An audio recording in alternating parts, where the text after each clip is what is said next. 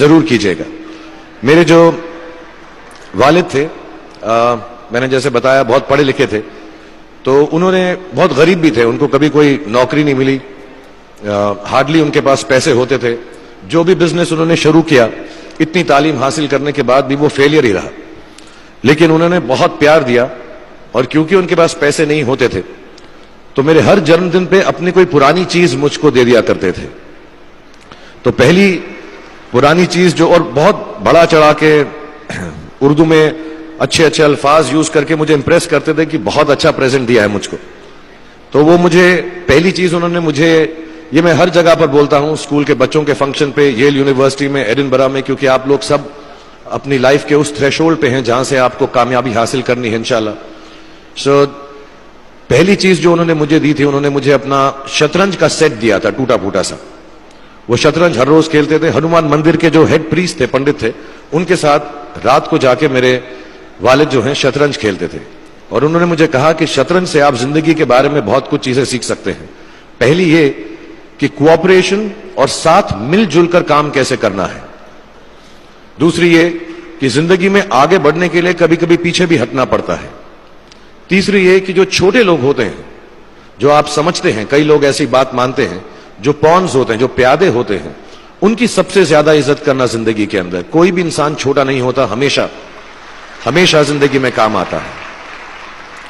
और कामयाबी हासिल करने के लिए आखिरी बात शतरंज ये सिखाती है हमको कि कभी कभी जिस चीज से सबसे ज्यादा लगाव होता है, जैसे रानी से अमूमन हो जाता है, कभी कभी उसे भी सैक्रिफाइस करना पड़ता है आगे बढ़ने के लिए। दूसरी चीज जो उन्होंने मुझे दी, मेरे पास है वक्त, 2 मिनट बोल सकता हूं मैं, सॉरी। दूसरी चीज जो उन्होंने मुझे दी थी, वो एक टाइपराइटर दिया था। आज के जमाने में आई डोंट थिंक किसी को, बहुत सारे बच्चे होंगे यहां पे जिनको मालूम भी नहीं होगा टाइपराइटर कैसा लगता है। अब सब कंप्यूटर पे काम करते हैं। तो टाइपराइटर के ऊपर जब आदमी लिखता है और अगर गलत लिखता है तो उसको मिटाने में बहुत तकलीफ होती है। So you have to be very diligent, बहुत ध्यान से लिखना पड़ता है। हम गलती नहीं कर सकते। और टाइपेक्स यूज करते थे टाइप को निकालने के लिए, कभी उंगली फंस जाती थी उसकी कीज के बीच में, मगर बहुत मेहनत से, बहुत डेलिजेंस से काम करना पड़ता था। तो जब मैं उस पर टाइपिंग सीखा स्कूल में कॉमर्स करते वक्त, so the only thing I realize is that practice makes you perfect.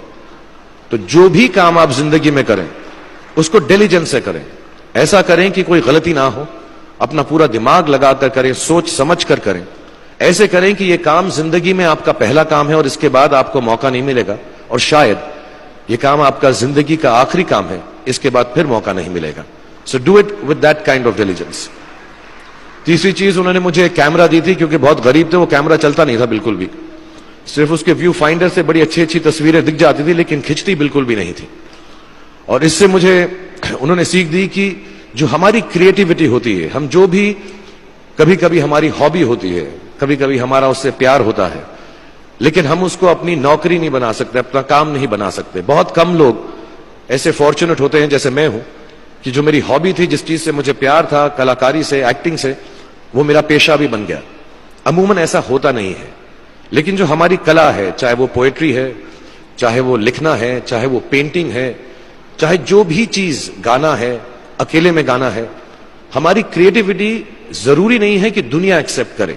जैसे उस कैमरा की तस्वीरें दिखती नहीं है, लेकिन उसमें देखने से खूबसूरत लगता है हर कुछ, वैसे ही आपकी जो क्रिएटिविटी है वो अपने लिए रखें।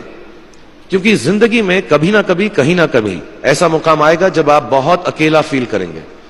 हो सकता है दुख का समय भी आए, उस वक्त आपकी जो क्रिएटिविटी है वो आपकी सबसे अच्छी दोस्त होगी, दुनिया उसको माने या ना माने। मैं बहुत खराब पोएट्री करता हूं, लेकिन जब भी दुखी होता हूं तो लिख लेता हूं। सराफ साहब से मैं अब सीखना भी चाहता हूं। मैं रेख्ता पे जाऊंगा, मुझे लगता है ये कमाल की साइट है, थोड़ी मैं शायरी वगैरह सीखूंगा। मेरी शायरी बहुत खराब है कि हमने तुम्हारी याद में रो रो के टब भर दिए, वो आए और नहा कर चल दिए।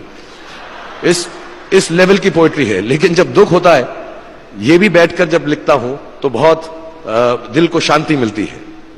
आखिरी चीज मेरे वालिद ने मुझे दी थी, वो दोनों मिक्स है, मैं जल्दी खत्म करता हूं क्योंकि आप लोगों के पास वक्त नहीं है, आप लोगों को अपनी डिग्रीज लेनी है, सोच रहे होंगे इतना वक्त जाया कर रहा है हमारा ये।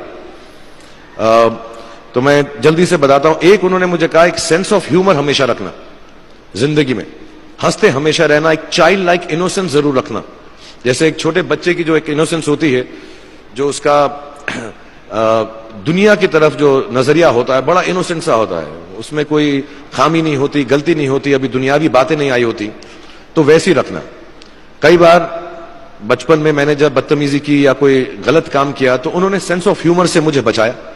और जिंदगी भर अगर आप अपने ऊपर, अपने हाल पे, दुनिया पे, क्योंकि लोग आपसे हर कोई बात कहेंगे, अच्छी बात भी कहेंगे, बुरी बात भी कहेंगे, क्योंकि लोगों का काम है कहना। अगर आप उसको एक सेंस ऑफ ह्यूमर से देख सकेंगे तो जिंदगी जो है बहुत बेहतर रहेगी। And last not the least, what my father gave me, what my mother gave me and what your parents have given you, आपके जो पेरेंट्स हैं जो आपको दिया है, वो सबसे बड़ी गिफ्ट है, गिफ्ट ऑफ लाइफ। जिंदगी की जो जिंदगी एक खुद ही सबसे बड़ा तोहफा है हमारी जिंदगी, और उसको वैसे ही ट्रीट कीजिए। जिंदगी के अंदर जो भी मुकाम आए, जैसी भी चीजें हो, अच्छा हो बुरा हो, कभी अंधेरा हो कभी उजाला हो, हर चीज को रिस्पेक्ट कीजिए और जिंदगी में ग्रेस रखिए हर इंसान की तरफ। हर इंसान जो भी आपसे जो भी बात करेगा वो अपनी मुसीबत के हिसाब से करेगा, अपनी हैसियत के हिसाब से करेगा, कभी गलत बात भी बोलेगा, ऊंची बात भी बोलेगा। जब आप काम करेंगे, जब आप बड़ी बड़ी कंपनीज के अंदर नौकरी हासिल करेंगे, आपका हमेशा झगड़ा रहेगा, जो मेरा जूनियर है वो ऐसी बात करता है, मेरा सीनियर जो है ऐसी बात करता है। लेकिन सब जो है जिंदगी से जूझ रहे हैं, इस जिंदगी में कुछ बनने की कोशिश कर रहे हैं। सो वो ग्रेस जो है, वो लीवे जो है, हर किसी को दीजिएगा जो आपके साथी हैं, जो आपके साथ साथ काम कर रहे हैं, जो आपका साथ काम नहीं भी कर रहे और जो आपका साथ नहीं भी दे रहे। ग्रेस से बड़ी चीज आप जिंदगी को वापस नहीं लौटा सकते। ये 4-5 चीजें याद रखिएगा। याद रखिएगा, नहीं रहे तो कोई बात नहीं। आप लोग बहुत कुछ अभी इस जगह पर इल्म हासिल कर चुके हैं और मुझे उम्मीद है और मुझे यकीन है कि आप जो भी करेंगे जिंदगी में बहुत कामयाब होंगे। और फिर से मैं मौलाना आजाद नेशनल उर्दू यूनिवर्सिटी का शुक्रिया अदा करना चाहूंगा कि मुझे यहां पर बुलाया, आपसे मुखातिब होने का मौका दिया। थैंक यू वेरी मच, बहुत बहुत शुक्रिया। और आप, मुझे मालूम है कुछ टीचर्स जो होंगे यहां पर बैठे होंगे जो आपके फेवरेट नहीं भी हैं, जो बहुत स्ट्रिक्ट होंगे, डांटते भी होंगे आपको, उनको सबसे ज्यादा याद रखिएगा जब आप इस यूनिवर्सिटी से बाहर जाएंगे, क्योंकि जो सबसे ज्यादा टीचर आपसे स्ट्रिक्ट थे वो एक्चुअली सबसे ज्यादा आपसे प्यार करते थे। Thank you very much for having me here.